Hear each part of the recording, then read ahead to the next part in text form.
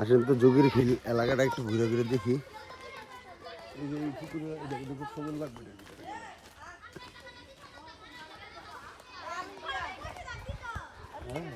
হুম, বর্তাছে আর কি। না ওইটা পুকুরটা। হুম,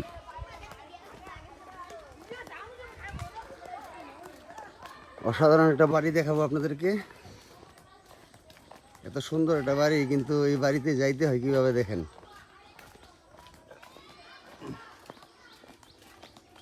এই গ্রামটার নাম হলো যোগীর খিল, আর এটা বাঙ্গরা থানায় পড়ছে। এই দেখেন কি সুন্দর একটা বাড়ি, খুব সুন্দর একটা বাড়ি। কিন্তু এই বাড়িতে যাতায়াতের জন্য যে মাধ্যম, সাঁকু।